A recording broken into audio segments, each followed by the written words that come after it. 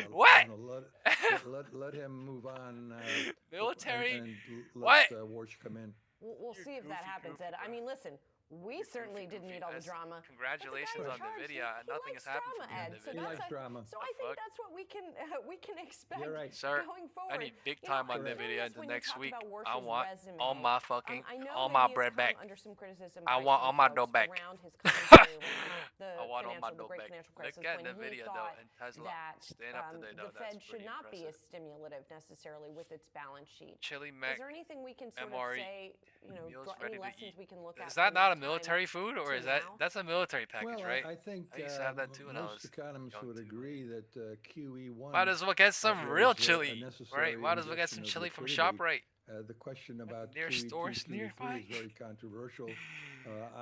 My nearest store has agree like with the 10 position different that, soups. we only needed Right, that you can get liquidity a round, and the rest was lobster not chow. necessary. You can get chili. and zero interest rates were also an extreme abnormality back Go to a then. restaurant. Today's a restaurant that, type of day. we all learned QQQ from, LOD breaking trying. Look at from this. our We're jobs, literally just talking. Look at learning QQQ by LOD doing. trying to I break. suspect he's had a lot of that. Yeah, I think they're going to the previous fair, LOD. very fair Look at point, Ed. QQQ. Now, as you pointed out, QQQ. Hello, bearish, bearish, QQQ bearish, QQQ bearish, still bearish. Previous LOD testing. Charges against Jay Powell are dropped. Right. Any market implications if LOD this gets breaking held trying. up for a significant period? Yeah, I don't think it's going to get held up because I think the administration is going to back off on attacking Powell. There's no benefits in doing that. Oh my God, the market actually dumping this whole shit into close would be wild. That he didn't bring the project They already manager went down a and, lot. An engineer when No, zero questions were DT asked cycle about, wise. I mean, the this is renovation as of the Fed. this is even better than He as clearly much was as it could out get of better. his depth, and he just should have said, I really don't know anything about that. I'll send you a letter. 320 bouncing, trying at I'm gonna 322. picayune, We are into charge, 330. quite honestly, and I think this too shall pass. Look, the administration's 320 is now takes a tough bounce dramatic trying. stand, as we just QQQ agreed, did and not then they break kinda the back floor, off. right? They've This does done not that on have to break the Greenland. floor They here seem at to be doing that maybe in 325 going to 4. It It could, looks like we're going to get but it did not yet. avoided government shutdown, and now we know who the Fed chair is. So there's a lot of uncertainties that actually are behind us. Yeah, Whether it's thank bouncing, goodness. whether it's reloading to break I'm it. also curious if you think that God this Warsh knows. pick makes it more or less likely that Powell will stay on the committee even if he is no longer chair. 6,950 I'll to quote, 6,917 Chair is Powell. I have a nothing lot. for you on that. 35, 40 points. It's a lot. QQQ who moved from knows? If I was 626, him, I'd say, enough 624, enough. sorry, to Let's go 619 fishing LOD or retest. play with the That's a grandchildren. lot. Yeah, I mean, according to recent IWM reports, moved that from is 260 his to strong inclination unless he 258.87. feels Could like do more. he has to stay. But that's a lie. Yeah, I mean, Tesla. who could blame him, really, Ed? All day, every day. As for that Love the gray confirmation box. hearing, when it does happen, what do you think the most important questions for Warsh Like I said, my nearest store is almost 2 Well, I hours think, away. What the? Do you live in Congress is going Alaska? to, dig I know deep some people that into live in his, Alaska. Loyalty people. to Trump. I mean, to what Market is extent will he bouncing be off of independent 320 into of, 325 Trump? trying. He should be completely independent of Trump, but LOD clearly on Trump has made it QQQ an is issue. not breaking. The problem for anybody who was going to be Yet. Fed chair is it's kind of the position got tainted by the politicization of the whole subject. So I think there's going to be a lot of questions on his independence. And does he agree that the Fed funds rate should be down to 1%? And I don't know how he's going to dance around that one because that's what Trump's been saying he wants. And there's no way that other Fed voters agree with that. Speaking of other Fed voters, Christopher Waller was out with a statement this morning explaining his dissent, which was quite interesting. Among other things, he said last year's data will be revised downward soon to likely show that there was virtually no growth in payroll employment in 2025, zero, zip, nada. And he said, let this sink in for a moment, zero job growth versus an average of almost 2 million for the 10 years prior to 2025. He says this does not remotely look like a healthy labor market. Do you agree, Ed? Well, I think there's a lot of moving parts to explain what's going on here, and I'm not quite sure. I'm relatively sure that lowering interest rates isn't going to fix the labor market. There's issues with lots of kids coming out of school with student loans and with degrees that are very ambiguous about what their skills actually are. I think there's a huge mismatch between what the economy needs. So let's face it, we need a lot of plumbers and we need a lot of roofers and people in basic trades, and that's not what's coming out of college. I'm holding this shit from all the way up here to all the way fucking down into next week. Fuck it. I think time will fix it. I am not taking a single fucking thing out on NVIDIA into close today.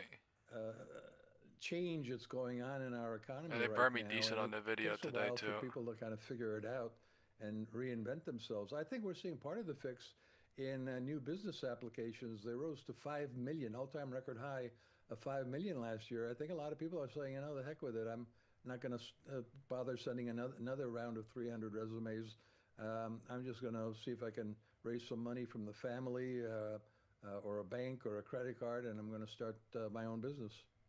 And Ed, you talked about all of the sort of like lingering uncertainties that we had at the beginning of this year, some of which are now seeming to be resolved. I know that you're looking for gains in stocks this year. Yeah. Anything that's happened thus far that has shaken Bears are you coming in, saying the earnings we've seen so testing far. the floor and QQQ No, trying. the earnings Reloaded to go lower. Looks like time is 3:30. There's 30 minutes left. Year over year coming into the fourth quarter. I think the numbers are going to be more like 10 to 12%. We've had really 3 quarters in a row now where earnings have been a lot better. We're going to have record earnings in the fourth quarter. I think that's pretty much a layup. We had record earnings in the third quarter. I love that bear emoji post. What drives teddy bear. The economy in the sense that profitable companies expand, they increase their spending on capital. In the past, they used to increase their payrolls. And, the initial unemployment claims data and the continuing claims data give me some hope here that just as we've all given up on job expansion, suddenly it'll occur again. Maybe all that's been going on here is companies froze hiring until they figured out what AI could and could not do, and they're going to conclude that it can't do everything. Let's hope that that's the case, Ed. Thanks a lot. Damn, she said the word hope with a significance. We started this session today with news that President Trump does that mean something? To be the next Fed chairman. If you're out there, and I'm going to get this question for people, so I'm going to put it right to an expert like you. This has been amazing. No pressure, all right, whatever happens here, whether it's a crazy flag up, crazy flag down, big green, big red, American flag is being represented. True American flag. Should you even be thinking about who the next Fed chair will be? Why or why not? I mean, ultimately, it's going to be about policy and their view about interest rates. Interest rates are an important dimension to the way that the market thinks about asset allocation.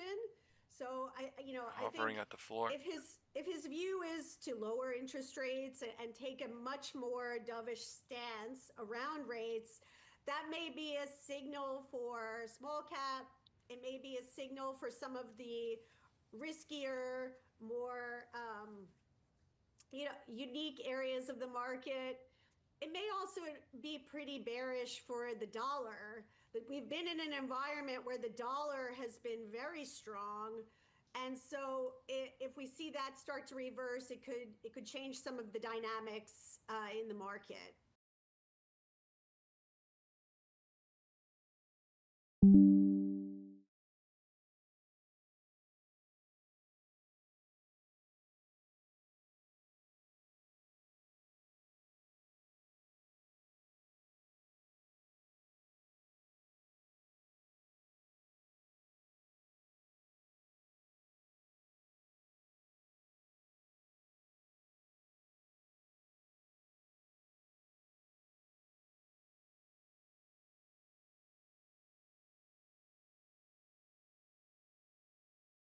It's time now for our 360 round. For that, let's bring in our panel to discuss Apple. They beat on the top and the bottom line, exceeded expectations in iPhone sales. Joining us to break down some of the numbers and take a closer look, Diane Hinchcliffe, the VP practice lead at Futurum, and Jed Ellerbrook, the portfolio manager at Argent Capital Management. Thank you both for being with us.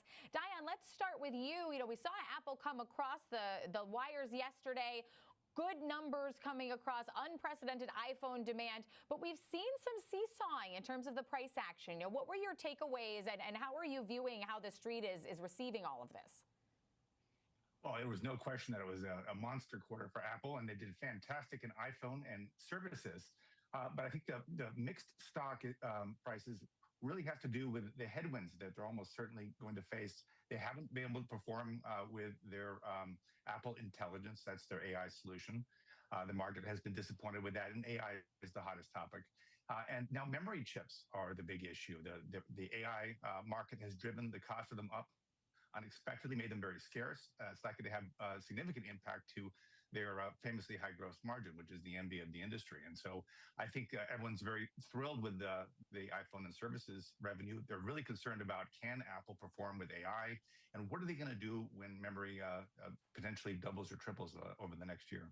Cost. Certainly a concern that was echoed ahead of that report. Jed, want to bring you into the conversation here. What were some of your thoughts when the numbers came out, and were they in line with your expectations?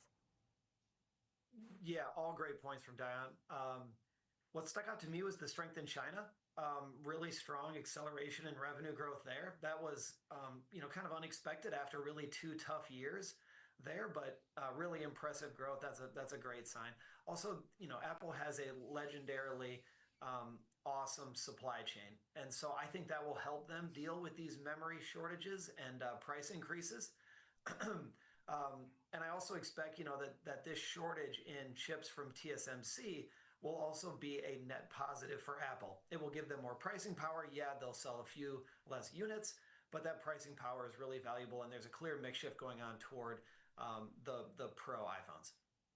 And Diane, Jed just brought up a great point. That China number came across was just so much higher than expected on this iPhone demand. iPhone taking a lead in China against some pretty steep competition there.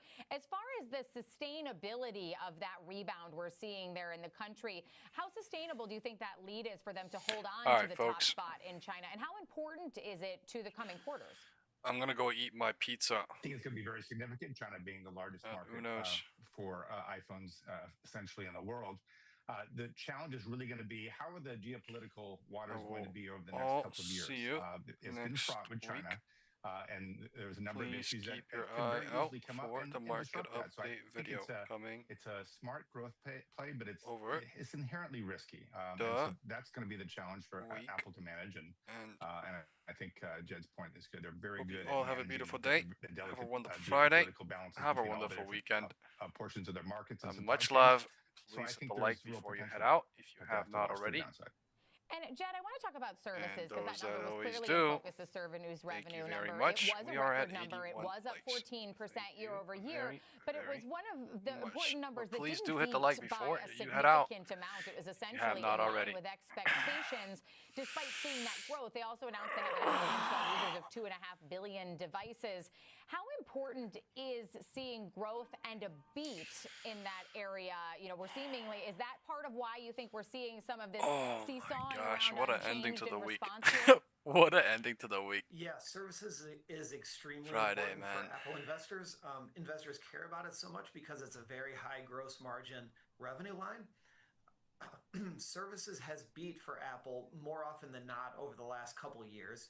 It was just in line this quarter. 335 negative, but I think investors were probably and under view app again.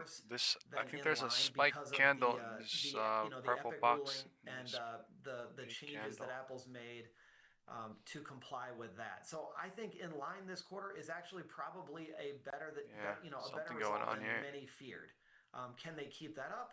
We'll see, but services is clearly very important for Apple investors. Showing bullish again, but it's scary. The first answer that AI is one of the strategic challenges for Apple was certainly something that was discussed a lot. They need some updates here. They need to keep progressing. Does partnering with Google's Gemini meaningfully close this gap, or does it indicate that Apple's still playing catch up here? Well, Apple's playing catch up for sure, but Gemini is a really good choice. It is really become one of the premier artificial intelligence offerings in the marketplace. It's enterprise grade, so it has lots of safety features, which is something that Apple's really concerned about for its users and famous about, protecting their security. Gemini has all those capabilities, and it ranks at the very, very top of the AI model. So it's a smart partnership. Google has the ability to deliver. Apple has the capability to make that happen in their product. So I think it's a smart bet. The real question is going to be, Apple really needs a breakout new hardware product, whether they can get their Vision line or their health products to fill in. That's going to be the real challenge for sustaining growth. The real challenge is next week. I don't know what the hell he's talking I want about. to thank both of you for being with us to highlight real Apple's challenge earnings is here. next Dion week. Hinchcliffe, the VP practice lead at Futurum, and Jed Elwood, portfolio manager at Argent Capital Management.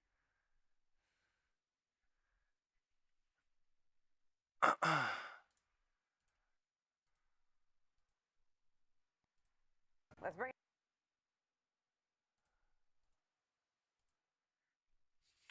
Any interesting videos from CNBC before we go? Nope. Watched almost everything that was out today, including all the major news. Actually, there's one. Well, after months of speculation, President Trump is nominating former Fed Governor Kevin Warsh to lead the central bank. Waterfall candle. Warsh is expected to Time kickstart is the president's transformation of the Fed. 335. Let's They go to rejected that Edward into Lawrence at the 340. White House to break down Big ass all the news candle. for us. Edward. I think this is Yeah, crushing Brian, all and cause. this came down to relationships and connections for President Trump. Now, Kevin Warsh has been or was on the Federal Reserve Board of Today, Governors there's from been a 2006 lot of to spikes. 2011. Now, It's been in that very, time, very he was deadly. known as being very Super hawkish. fast, In fact, in best from the 2008, bottom, he but like pushed from the top, that rate thing has hikes been going actually chop in the and wake chop and down of the all housing day crisis. today. It's So been I wild. asked the president about that moments ago. Only Do really you have any see during concerns about super this bearish hawkish days, to be history honest. It's coming pushing in for rate very, hikes? very He's surprising. going to want to do the same thing. I think that, yeah, I've had times when I think you've had to really have rate hikes too. But he's very smart, very good, strong, young, pretty young, and I think he's going to do good. So Warsh says that his views have now evolved, and he says, or he hints, that he's more in line with President Trump. Are you concerned, Mr. President, about the confirmation hearings? We've heard No. Senator Tillis. No. You think with the DOJ investigation that's going on? This is, in the whole country, I would say that this was the perfect candidate. This was not a surprise or anything. This was the man that's most qualified. Now, the business community coming out behind Warsh today. He's been on the UPS board of directors for about 14 years. The CEO said in his statement that he has been an invaluable member of the board, adding, on behalf of our more than 400,000 employees, we celebrate his nomination and willingness to serve our country in this key role. UPS, the CEO brah. of Chevron saying this, having known Kevin Warsh for decades, he's uniquely prepared We'll see in a Tesla judgment, NVIDIA experience, next and week. temperament to serve our country IWM, at this we'll see what critical happens time. Now, continuously Warsh will into be next week. going into the seat that Stephen Myron currently has because the term that seat is up on Saturday. Back to you guys. Okay, Edward, thanks for that report, sir. Chris Ferrone, the guy who looks at all the numbers in the market and only tells us what the market tells us. What's the market telling us about IWM is so crazy. Well, I think the market's guys. going to like this. And, Look know, at when how you it think just about the goes role up of every Fed chair, day. What do you want? And You then want just someone comes back for a imaginative, week, someone goes intellectually right back up flexible. for a fucking And I week think or Mr. two, Warsh and checks goes right all those down. boxes. You go back to 2008, IWM is the most insane shit It it's was really, been. 2011, 2012, the idea since that the financial emergency had long passed, 2023. where he was advocating for tighter policy. Which I think when we look back 2024, at, why are we sitting here with, they did it one time, two gross times, three inequality? times, four times, five times. I think it's Look the at how Federal many Reserve times they're played a doing very it big now. role One in that time, over the last two 10 or times, 15 years three because times policy in was 1 kept year. so easy for so long. Then you fast forward to If you don't think that shit is some sort of fucking thing going on, calling for man, rate three cuts, fucking times in 1 Powell, year. frankly, stayed I don't too know what long. to tell And you, in but 20 that into shit is COVID was very aggressive on the easing side. So I think with anyone in a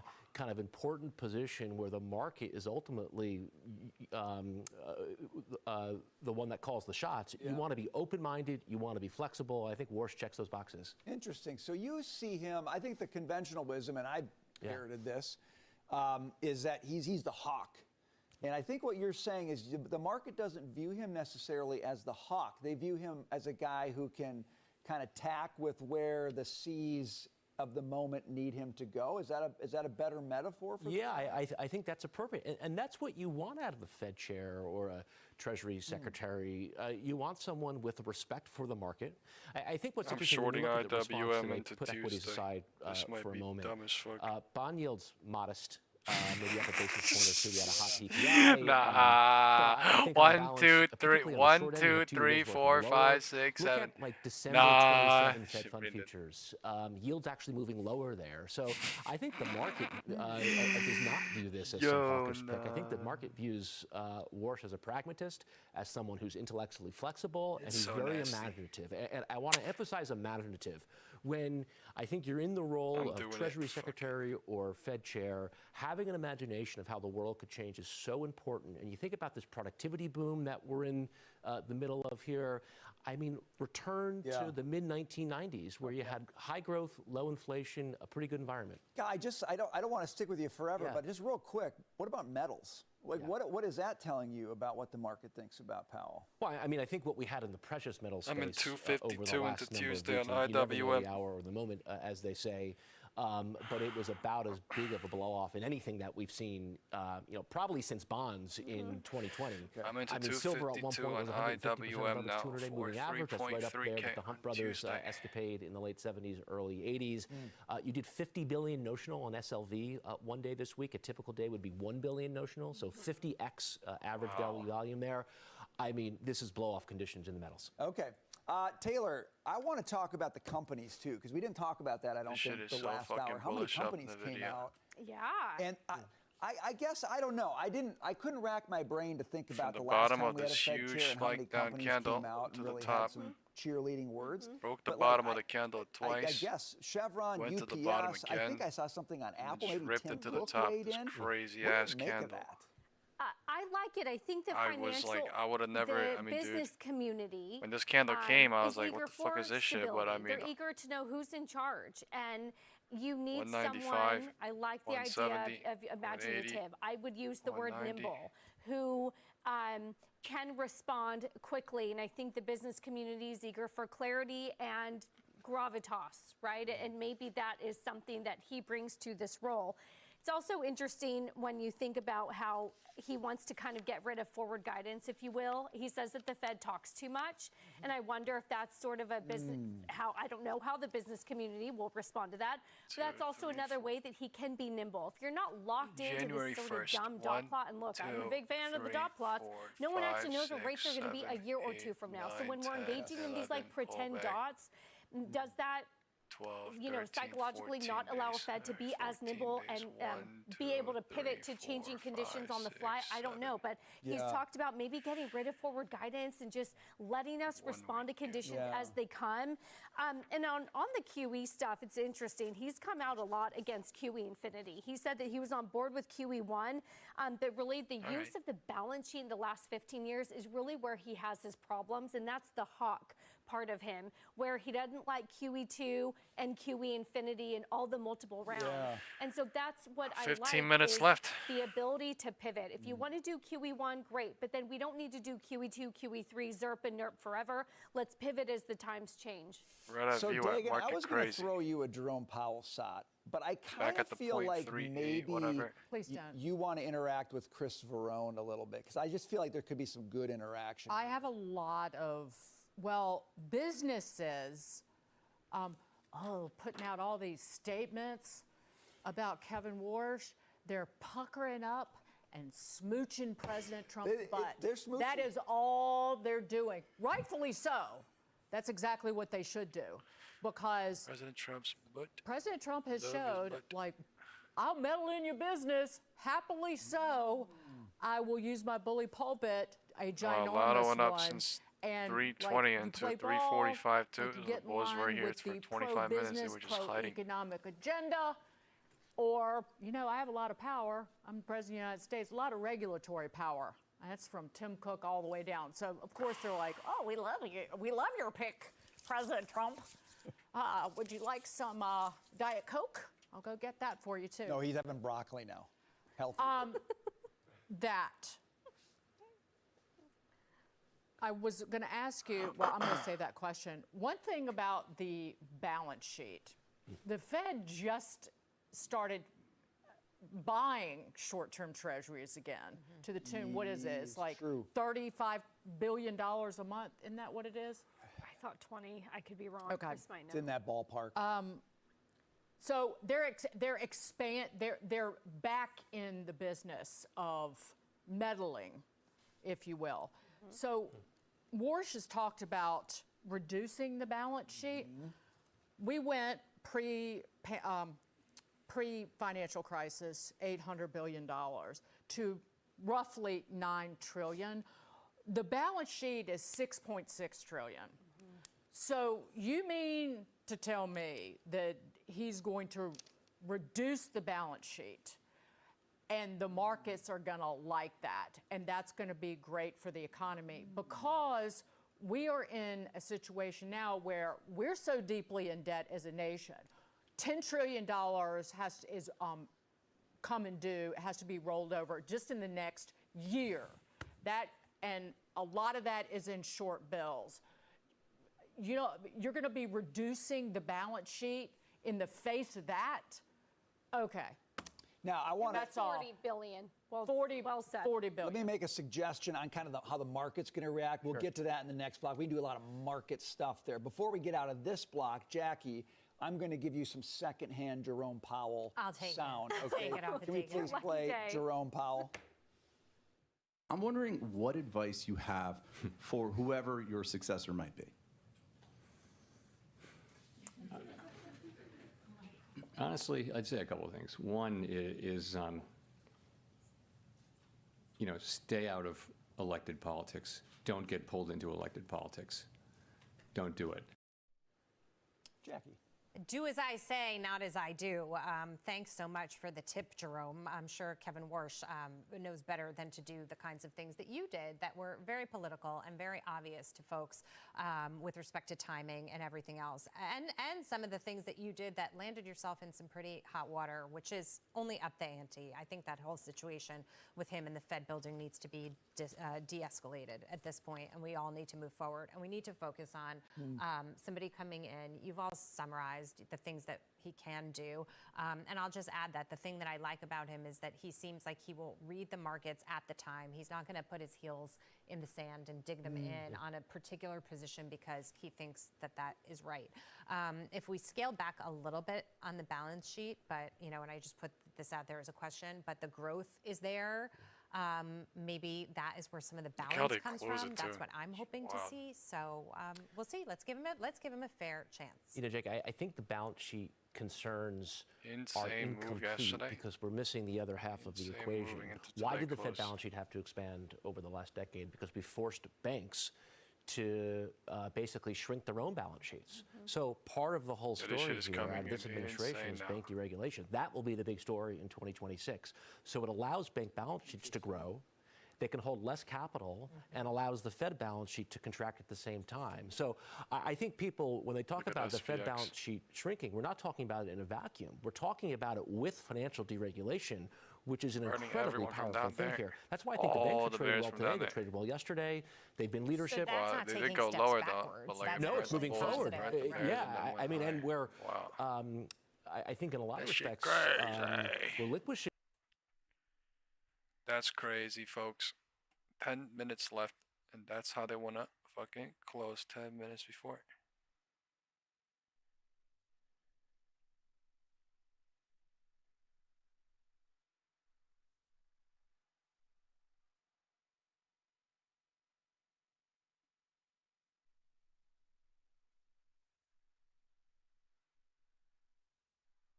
That's how they want to show it 10 minutes before.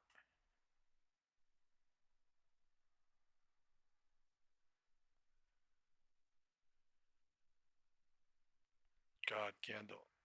That's what you call it. Every single fucking pop though has been one of those God candles up.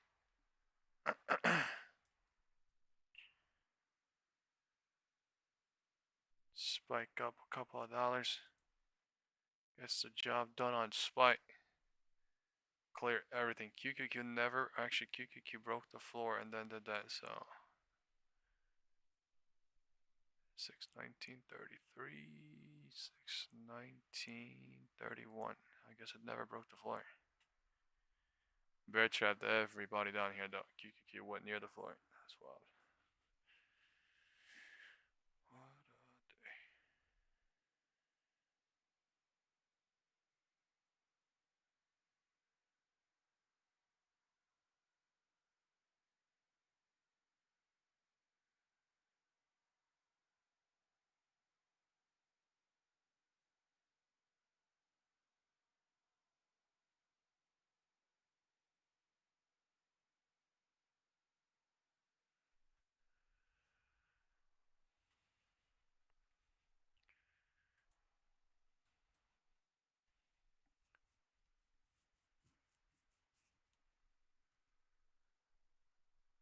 What a pump and dump market.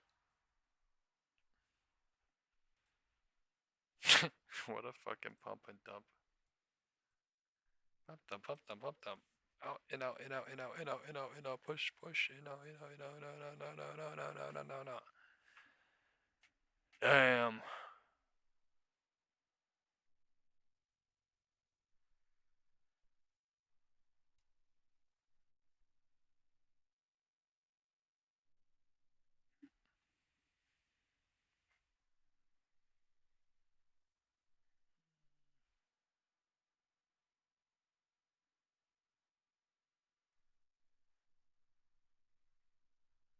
Just over the weekend stuff into next week. Okay, people thinking.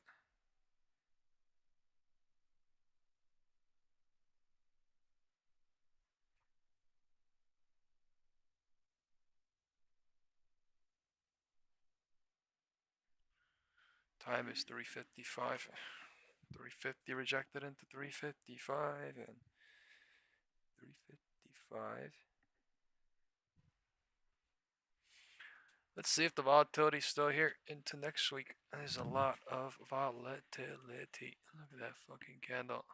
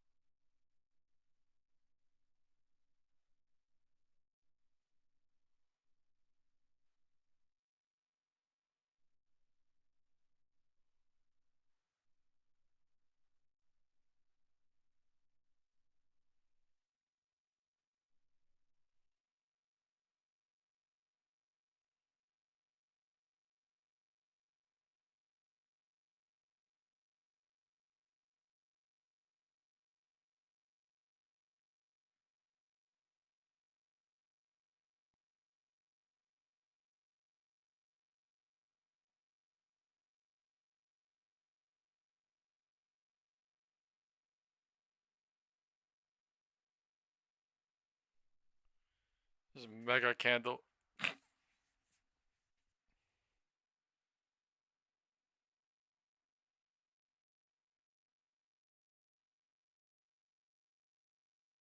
Yo, what the fuck kind of close is this shit?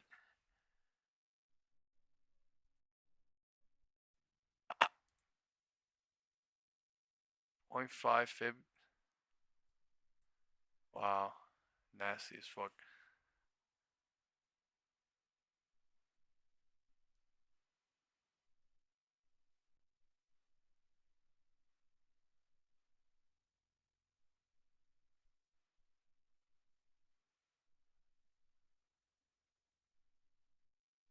There might be some dirty news over the weekend though. Government shutdown, Japanese shit, and the Iran shit stacking. So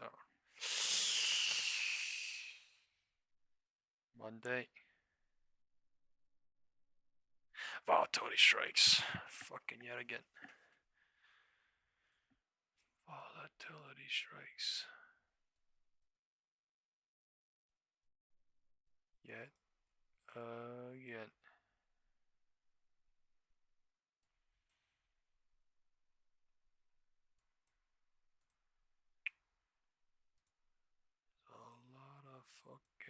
shares here.